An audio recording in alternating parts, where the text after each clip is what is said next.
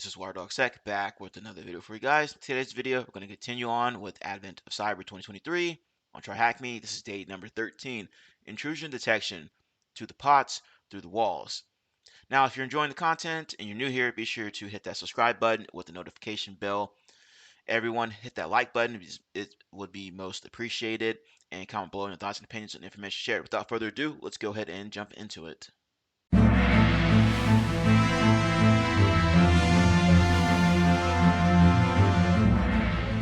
It says the team's effort will be channeled into the company's defensive security process. You are part of the team, a security researcher tasked with gathering information on defense and mitigation efforts. Learning objectives.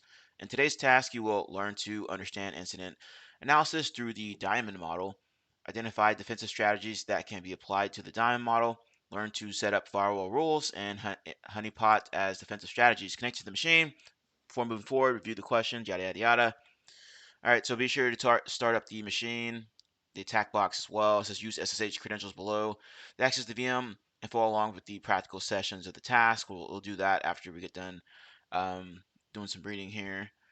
All right, attack box is already started up. Let's continue on. Introduction. Intrusion detection and prevention is a critical component of cybersecurity aimed at identifying and mitigating threats. When set up early, intrusion detection becomes a proactive measure. However, in our story, the best festival company has to develop ways to improve their security given the magnitude of recent breaches. In this epic task, we'll embark on a thrilling journey through fundamental concepts, detection strategy, and application of the DIME model of intrusion analysis and defensive security. Incident analysis. Consider the cyber threat events that have recently taken place within the Best Festival Company and Artcrafts. We have identified clues and artifacts, or artifacts, but we're yet to piece them together to lead us to the attacker. We need a framework to profile the attacker, understand their motives, and help us strengthen our defensive. The Diamond model is a security analysis framework that seasoned professionals use to unravel the mysteries of adversary operations, identify the elements used in an intrusion. It comprises 4 core facets interconnected to form a well-orchestrated blueprint of the attacker's plans, adversary, victim, infrastructure capabilities. Got a neat little graphic here. All right, I'm going to skip through some of this here. Adversary. In our exciting storyline, we have discovered a suspected threat causing trouble within the Best Festival Company and interfering with the proposed merger with Antarcticrafts. This individual, who we'll call the adversary operator, is not just an ordinary troublemaker. They are the clever attackers or malicious threat actors responsible for cyber attacks or intrusions. Adversary operators can be an individual or an entire organization aiming to disrupt operations of another. And it talks about the adversary customer here. We're going to skip through a lot of this here. Be sure to go back and read this if you're curious. I recommend going through and reading this all the way through. But for the sake of time, we're going to skim through a lot of it. All right, victim. This is none other than the target's adversary's wicked intentions. It could be a single individual or domain or an entire organization with multiple network and data assets, infrastructure. Every adversary needs tools. These require software or hardware to execute their malicious objectives. Infrastructure represents the physical and logical interconnections that an adversary employs. Capability, what capabilities these adversaries have, what skills, tools, and techniques they employ. Here we shine a light on the tactics, techniques, and procedures, TTPs, that shape adversaries' devious endeavors. Intrusions or adversaries may employ various tactics, techniques, and procedures for malicious activities. For example, it's including phishing, exploiting vulnerabilities, social engineering, malware attacks, insider threat, denial of service attacks, defensive diamond model. But fear not, for we shall be the mere observers in this cosmic battle. We will harness the power of the diamond model's components, particularly capability and infrastructure for our defensive endeavors. We'll forge the Best Festival Company into a formidable defender, no longer a hapless victim. Defensive capability. All right, starts talking about threat hunting. So threat hunting is a proactive and iterative process led by skilled cybersecurity professionals to actively search for signs of malicious activities or security weaknesses within organizations, networks, and systems. Organizations can detect adversaries early in their attack life cycles by conducting regular threat hunts. Vulnerability management is a structured process by identifying, assessing, prioritizing, mitigating, and monitoring vulnerabilities in organizations, systems, and applications. Defensive infrastructure.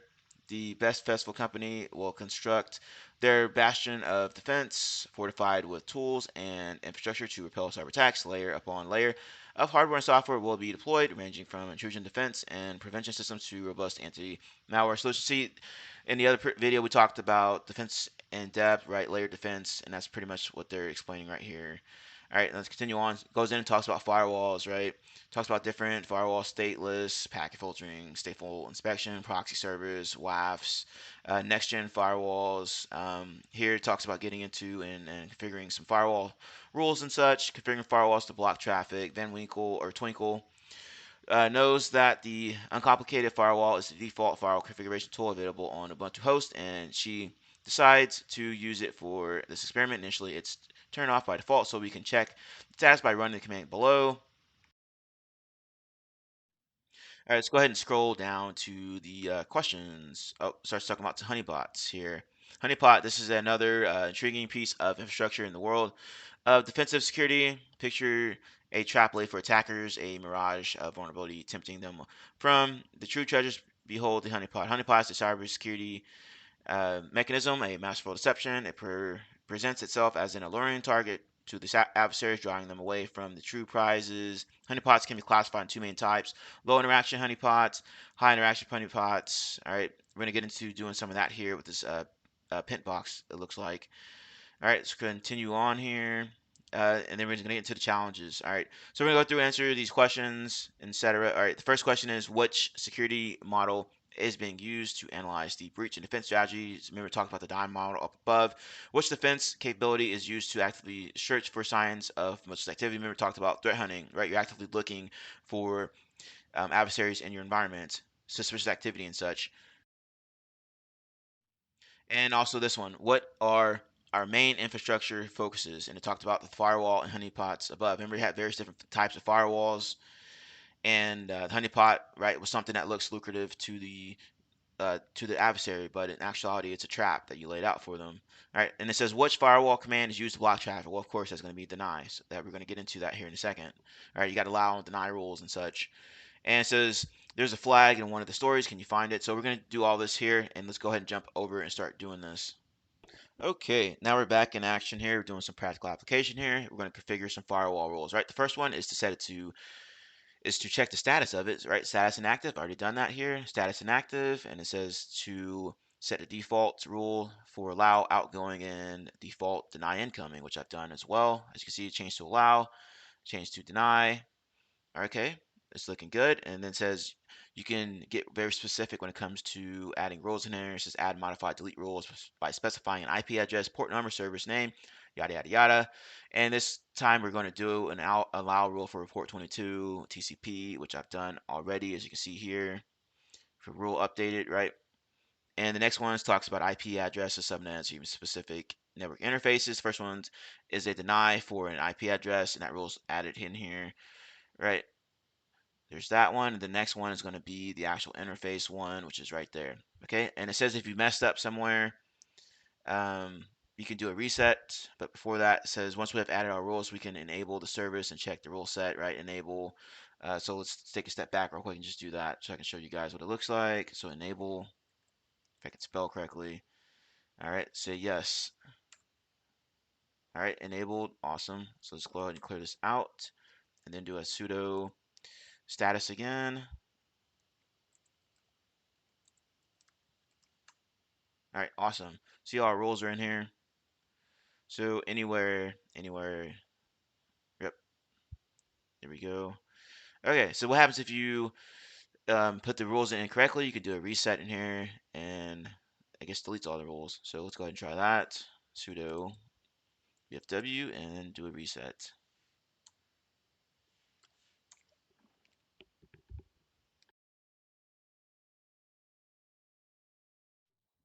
Awesome. Now let's go ahead and continue on here. We are going to mess around with the pin box, which is a honeypot. So I'm already in the directory here, and now I'm just going to start it up using sudo and pintbox. There we go. Okay, we're just gonna follow along here. It wants us to, it says launch the tool, select option 2 for network tools. Okay, let's go and do that. And then it wants us to hit option number 3 for the honeypot. So do that. Must run as root privileges. Okay. All right. After that, it wants us to do a manual configuration with number 2 here and port 8080. Here we go. All right. And then we're going to put in this message here. Just copy and paste this over. All right. Awesome.